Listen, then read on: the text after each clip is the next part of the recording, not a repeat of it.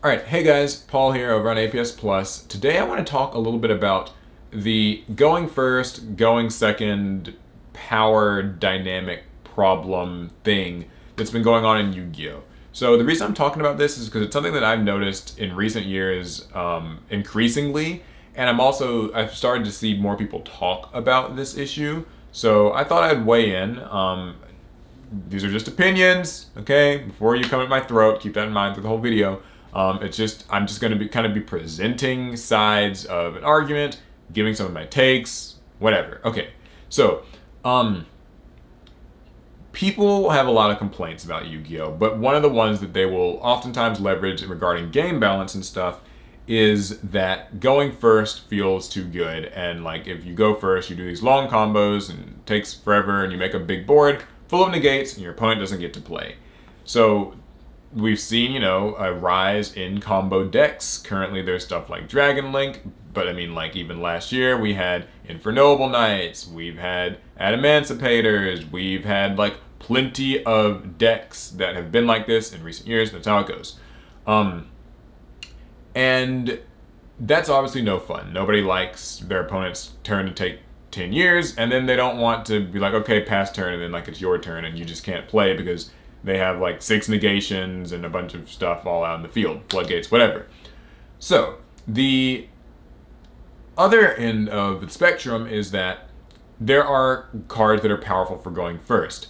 For a long time, this might have been something like Mind Control or Instant Fusion or Dino Wrestler Pankratops. All those cards have gotten limited. I have things to say about that, but that's a separate video that I have uploaded or am planning to upload. I've recorded it. It'll be up on the channel at some point. Anyway, you can watch that for a little bit more on those things. But Konami has made more going second cards, as they're called. Things like Lightning Storm or Evenly Matched that can just kind of nuke the board. Things more recently like Dark Ruler No More, which can just shut your opponent's board down and monsters can't respond to it. Things like Forbidden Droplets, which can do something pretty similar. And even like certain older cards that have kind of just come back into popularity as a result of, the skew towards combos. That's where you have your Super Polymerization or your Winged Dragon of Ra Sphere mode, effectively taking all your opponent's monsters, or many of them, and being, your opponent can't respond to this in any way. And, of course, there's hand traps, which just, if you're going second, are your means of fighting against these combo decks. Though combo decks can, fight against hand traps, might be able to play through them, they might have a card like Called by the Grave, whatever. Then there's, like, the big hand trap in the room, which is, Nibiru, right? Like, effectively, it is like a Winged Dragon of Ra Sphere mode, Super Poly type card, in that, mid combo, it can just kind of scoop up everything your opponent has. And there's some counterplay to it, so I'm not suggesting that it's like super broken. I'm just presenting these cards as they are.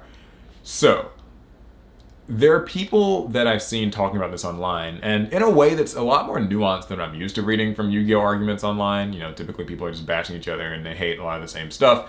This is different. There are people who are upset with combo decks, and there are people who are really upset with the power of the going second kind of equalizer cards. Equalizer being a term that I read actually from MBT. He kind of dubbed them equalizers because I think it's accurate. It kind of equalizes the playing field. But there's an issue here, because I think fundamentally what ends up happening with all of this is no matter what the outcome, someone's extremely unhappy and like doesn't get to play or feels that their win was in some way kind of robbed from them. If you're a combo player, you might feel that combo decks take lots of skill. I'm not saying I agree, I'm not saying I disagree, I'm just saying like that's what you might think. Okay, you have these long combo trees that you have to navigate, and you might even have to change what happens based on what you drew, based on whether your opponent had certain hand traps or not. Can you still continue your combo? What board can you end on? Can you end on a better board or a slightly worse board? That whole thing. But when you end your board and you've got, your Heralds and your Apollosa and your Borlode Savage and your Dragoons and, all of these things that just negate or in some way don't allow your opponent to play, then they take their turn. If they don't draw one of these powerful going second type cards, then it's just hopeless, right? Like they're not able to play. They don't get to make moves, you will negate everything. The game is, in many cases, decided right there. And not only do they not get to play, but they had to watch you just combo off for 10 minutes, and it's very frustrating. So, then on the other hand, though, if you're a combo player and you feel that, you put a lot of work into learning these combos, learning how to pilot this deck, and you do all this stuff, and you're rewarded with a powerful board, and then your opponent just activates Dark Will or No More, and then they just break it, well, shucks. That sucks. It just feels like the game was taken from you. Or, they activate Super Poly and just scoop up all your monsters. Or they activate, or not activate, but, they play like Sphere Mode and just scoop up all your monsters, right? Same with Droplets. Same to some degree with Lightning Storm and Evenly Matched, although at least with those, like, you can negate them, so maybe there's more nuance there. But you get the idea, right? Or even just activating Nibiru, like, in the middle of your combo before you can put a pick and negate. It's, the fact of the matter is, someone feels robbed. Either the combo player feels like they've just been completely robbed by a card that, this didn't take any skill or whatever, it just wiped my board and I can't even do anything about it, how's that fair? Then the other person's like, well, how's it fair if you get to make this big long play and then you end up with 50 negates and go plus 20 and, it's always been a debate, but I feel like lately it has, like, really reached a fever pitch. Because Konami keeps making stronger combo decks. They made Adamantimpators, right? Like, and they released these things like, Halki Fibrax, and I know it's banned now, but like Link Cross and those types of cards, and Calamity, whatever. All these cards that mean that going first is increasingly more powerful.